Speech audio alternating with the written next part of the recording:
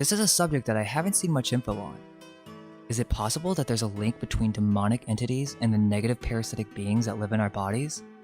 There's some really intriguing connections that we think deserve to be explored. Many of you, even those who actually like this channel, will likely be dismissive of this information or label this as pseudoscience. The truly curious and ambitious, though, will undoubtedly see the value in the message and personal stories shared with this presentation. When we talk about demons, what are we talking about? Evil spiritual entities? Or are they just a figment of our imagination? Well, I would say they are very real, and not only are they spiritual beings, but they can manifest into this world in many ways, and one of those ways is through parasitic organisms. Let's start with, what are the common symptoms of demon possession? 1. They have the power to influence your mind and to fill it with destructive thoughts. 2. They can have an influence on the dream realm, manifesting as shadow beings during sleep paralysis. 3. Possession usually involves becoming sick and constantly tired. 4. Your spiritual powers and ambition begin to diminish. 5. Over-extreme sexual desires that can never be fulfilled. 6. Material and egotistical desires that end up driving the person possessed and mad. And that's just the start. I'm sure it could go on, but I want you to think about the connection between demons and the infestation of parasites in the body. Now, before I continue, I just want to say that I'm sure there are specific cases of demon possession that go into its own, like the foaming from the mouth, the deep evil voices, or speaking in tongue and whatnot, but that's not what I'm talking about. While it is possible that there could be some cases where that happens, it's mostly a Hollywood dramatization in order to separate demon possession from disease. What we're about to cover is really deep, but hang on and channel that inner light. There's no reason to be afraid. This has more to do with our modern lifestyles and what we digest, physically and mentally. Most humans are not aware of how many parasites they really have. I'll throw myself on that boat. For most of my life growing up, I thought that was something that only happened in third world countries. Boy, was I wrong. I think most Americans share this silly way of thinking, not knowing that almost all of our eating habits result in parasitic beings finding a home in the waste that fills our body. If you eat meat, let me just let you know, you are filled with parasites. Not only are high-protein diets extremely acidic, but the body doesn't know what to do with all this excess protein. And what ends up happening is our sewage system gets backed up. Also, most of us are completely enzyme deficient, and there's no way that our bodies can actually digest this meat. So you know what happens? It literally stays in your body and rots. If only you knew what your colon really looked like inside. Oh, but you're vegan. You think you're an exception? Think again. Most vegans consume an extreme amount of protein in order to compensate for not eating meat. Most of them cook all of their foods. Again, enzyme deficient, and top that with genetic deficiencies, we end up having issues removing toxins from our body. All of this cooked food is dead, and your body has no idea what to do with all this toxicity. The only way to protect itself is by forming mucus. This mucus is what's saving your body. But what tends to happen is this hardens and stays in our body for a very long time. That's the point I'm trying to drive home. If you eat 3 times a day, you're cooking your foods, and you're not taking extra measures to cleanse your body, then you are most likely infested with parasites, meat or no meat. Most of you are probably saying to yourself, or in the comment section, well, I feel fine, I'm doing great. Yeah, okay, that's what you think. Or is that what the parasites are thinking for you? I think most of us can't imagine the amount of energy that we could have if we remove these parasites from the body. It's not just that, most people don't even realize that their thoughts are not even their own. This also explains why it's so difficult to silence the mind. It's not really that crazy to think that if there is something inside of us that wanted to thrive, like a parasite, that they could influence their host to make decisions that create a more hospitable environment for their kind. These microbial organisms absolutely have the ability to steer the thoughts, emotions, and actions of their host. Sounds an awful lot like possession to me. When you get cravings for unhealthy foods, that isn't you. It's the parasites. Fast on juices for a week and you'll see what I'm talking about. You won't be able to think straight at first, just like a drug withdrawal. If this is your first time hearing any of this, then I would take it slow. Research real people who've succeeded with fasting. Starting a detox too fast will shock your system. And when these parasites start dying, it's gonna make you very sick. This is the key reason why some medical experts will vehemently claim that it's unhealthy. True, if done too quickly and incorrectly, it can create something akin to the Herxheimer reaction that happens when people take antibiotics, though that's never been reason enough for them to stop prescribing them. The difference is, with juice fasting, you aren't bombing your stomach and killing off every organism, good or bad. Still, it's best to take it slow, as the dead organisms need time to clear out. The enzymes and bacteria in fruit will eventually take over and allow the gut to reach a state of balance. Let me just put it this way. You have beings inside of you that just sit and demand what to eat, they feast all day long, and then they poop inside of you all day and night. If you still don't see the connection, then let me make it very clear. Parasites have the ability to affect your mind. This isn't just conspiracy talk either. Do you guys remember Osmosis Jones? The bacteria were directly influencing his mind. It had access to his most personal, deep memories. This is exactly the case in the real world. It's not just food either. The tendency to over-masturbate is controlled by these parasites. When you release an orgasm, not only is this a huge release of spiritual etheric energy, but this ends up creating a hormonal disbalance, and it also causes adrenal fatigue.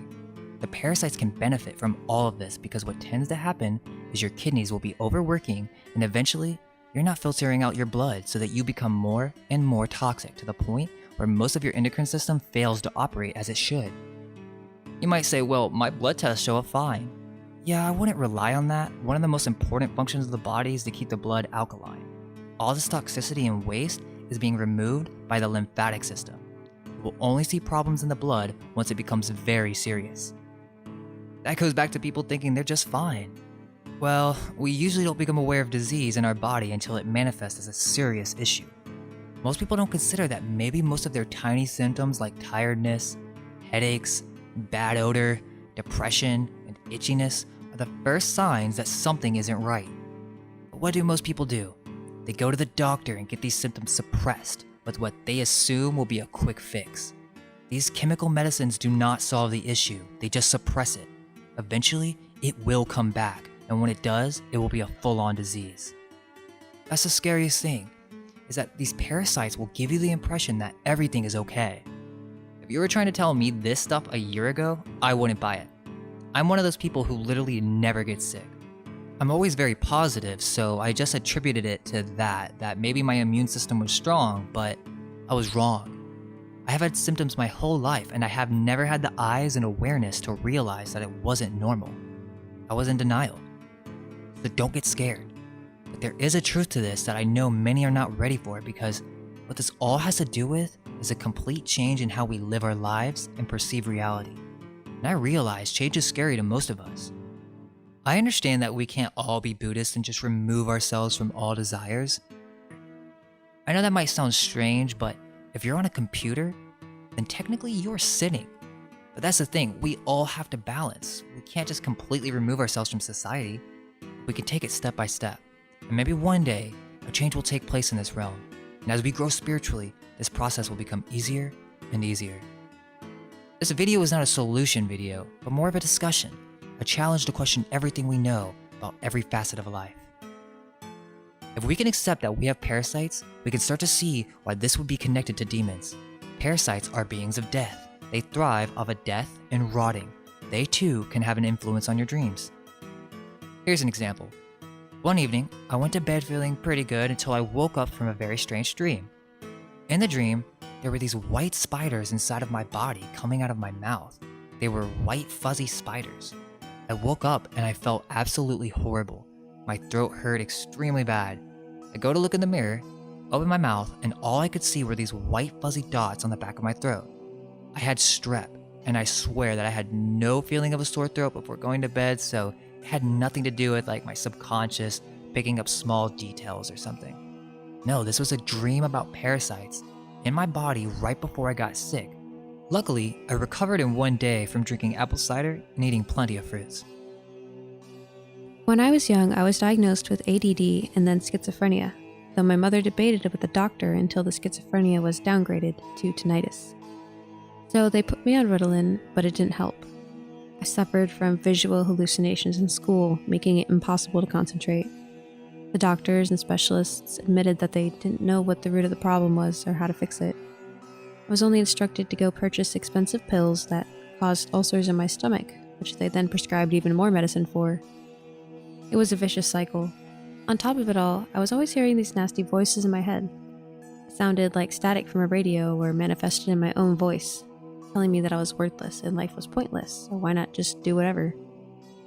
I think a common misconception is that freedom of being an adult is getting to drink booze and eat as much pizza and ice cream as you want, but I have to disagree. Those are drugs pushed on us as kids, and when we become adults, we think that we're choosing to eat those things, but all that's really happening is we're becoming slaves to our cravings. Much like a thrall is a slave to a demon. It's exactly like drug addiction. It's called the Food and Drug Administration for a reason. Why would food and drugs be lumped together if they didn't serve the same purpose? Alcohol is even called spirits. When someone has an addiction problem, they call it demons. It's also common knowledge that addiction is a disease. So if addiction is a disease, as well as a demon, then what makes any other disease not a form of demon? Typically, parasites are these long, worm-like things or fibrous beings that inhabit our guts, and they resemble antennae or fiber optics. Begs the question, if parasites can influence our thoughts, and they can influence our dreams, and they can influence our desires, then could it be possible that parasites are antennae for demonic entities to manifest in the body? Para, prefix. A prefix with many meanings, including alongside of, beside, near, resembling, beyond, apart from, and abnormal. Site, an area of ground in which a town, building, or monument is constructed. So if we imagine our bodies as temples, this word begins to make a lot of sense. Something that is inside your body that shouldn't be. Almost all religions attribute worms and parasites as being evil or the work of Satan. Is it influenza? Or is it the influence of demonic entities? The word influenza even sounds like influence, so what do people say when you sneeze? They bless you. Why would they do that? The average answer, of course, is that people in the olden days were just dumb Christian zealots who attributed everything to Jesus and blessings, because the general idea is that they were stupider in the past. However, I expect that the perpetuation of that idea is to cause confusion and mistrust in all things spiritual. Even schizophrenia, where many people see and hear evil voices from all around, could be caused by disharmony of the body and an infestation of parasites. From Science Daily, quote, recent studies have found evidence of worrisome impacts, including an association with schizophrenia because of the parasite T. gondii. It's found in the brain as well in the muscles. In addition, field and laboratory studies in mice, rats, and people have shown that infection with T. gondii triggers change in behavior and personality. Here's a study that goes over this same exact thing. A growing body of evidence suggests a correlation between schizophrenia and exposure to infectious agents. The majority of studied cases concerns the infection caused by T. gondii, an obligatory intracellular parasite that infects about 1/3 of the entire human population, according to the available data. Quote, numerous epidemiological case control studies show a higher prevalence of T. gondii infestation in individuals with various psychiatric and behavior disorders, including schizophrenia. A lot of these studies are just focusing on one parasite alone, but really, they have no clue what's actually going on in the body. That's another thing I've always accepted growing up, that the medical establishment actually knows what they're doing. I have no idea why we think this. Doctors do not heal anyone. Allopathic medicine fails at solving any issues, and most of the time, it just makes it worse. Again, why do we assume that these people actually know what these chemicals are doing in our body? I'm sure they understand it from a very boxed-in perspective, but they have no idea how it affects our body as a whole. The parasites love antibacterials. It doesn't kill them all, by the way. It just completely destroys your gut flora and kills all the good bacteria. You have parasites in your brain, in your heart, and when you take these medications, it destroys what you have left of good bacteria, just making it easier for the parasites to thrive. The only way to get rid of them is through awareness and diet. But this video is not about that. In time. For the most part, the goal of this video is to connect two different subjects that normally aren't associated with each other. For many, spiritual realities are very hard to understand and to experience. Most humans have completely lost the sense of feeling within their body. An animal knows when they eat something that they're not supposed to, and then they'll never eat it again. Not humans though. We just stuff ourselves all day long with mostly indigestible foods that just sit in our body and rot, while our body overworks and tires itself trying to get rid of all this waste that never ends. If this has touched you and you feel inspired to make a change, start by taking a breath. Start with silence. Start by shutting down ego. For this too is controlled by parasites. Just 5 minutes of relaxation can completely restart your system. We intend on continuing with health subjects, so if you're interested, please let us know what you think. Thank you for watching, and may our minds be unveiled.